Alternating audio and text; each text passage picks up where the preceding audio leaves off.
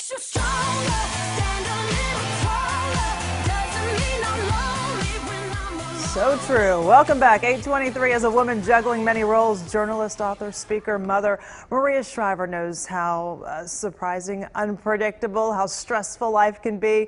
She has a new book out, and it's called I've Been Thinking: Reflections, Prayers, and Meditations for a Meaningful Life. And she joins us this morning. Good morning. Good to see you, first of all. Thank you. Thank you for having me. Nice to see you, Lauren. So I loved reading this book. It's full of all these little nuggets. Okay. I mean, you cover everything. You talk about all sorts of things, just about life in general. What made you sit down and write this book? Well, I write this column called I've Been Thinking every Sunday in my Sunday paper newsletter, and people were writing into me saying, could you put all these together and then add new ones, because we'd like to see them all in one place. So I said, okay, I will. And then I added a lot, and I added quotes that have been inspiring to me and prayers that I use on a daily basis, and put them all together in this book called I've Been Thinking: Reflections, Prayers, and Meditations for a Meaningful Life. And I think we all want to live a meaningful life. We all want to know that we're here for a specific purpose, and we all need encouragement on our life's path. So I'm hopeful that this book will end up on nightstands all across the globe and will provide people with inspiration, motivation, and comfort. Okay, one of my favorite parts, it's near the end of the book. 60 life lessons. It's your 60th birthday, and you do 60 life lessons in here. You're celebrating that.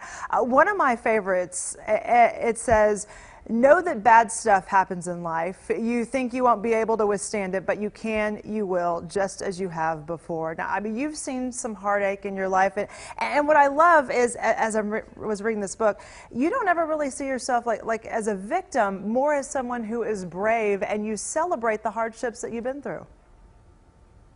Well, that's not to say I've never felt like a victim. I think you have to work at being brave. You have to push yourself into situations that might scare you. I try to say to my kids, nobody gets a free ride. Everybody's going to deal with heartache and loss, and you're going to lose a job. Things are going to happen.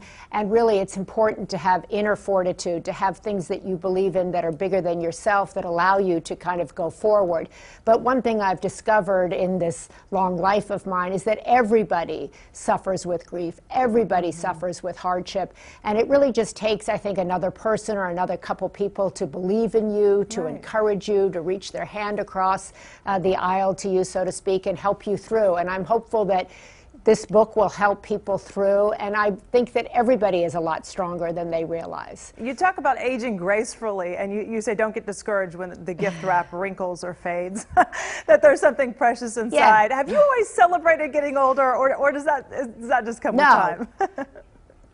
Well, I think it comes with time. I think you have to, I think it's hard in this culture that celebrates youth all the time. I think other cultures celebrate wisdom, celebrate the elders. It's part of their culture. And I think us in the United States, we haven't really gotten to that place yet. So I always say my age. I say, yeah, it's not, you know, do I like how I looked at 30 better than how I look today? Yeah, that's the honest approach. But I also like how I feel on the inside better today than when I was 30. I know a lot more. Right. I'm more confident in myself. I'm wiser about the world. I'm wiser about people. And I like me better, actually. Yeah, yeah. Totally makes sense. Well, we want to let everyone know that you're going to be in Dallas next week, actually, for two different events. Yes. So you'll be Sunday at the Potter's House Church, and then Tuesday part of the Dallas Museum of Arts, Arts and Letters Live at Temple Emmanuel. And we'll put a link with all the details about the book and details about her appearances on our website, fox4news.com. Thanks for writing this book, and thanks for joining us this morning. Thank you. Thank you so much for having me. Have a great, meaningful life. You too. It is 8:27.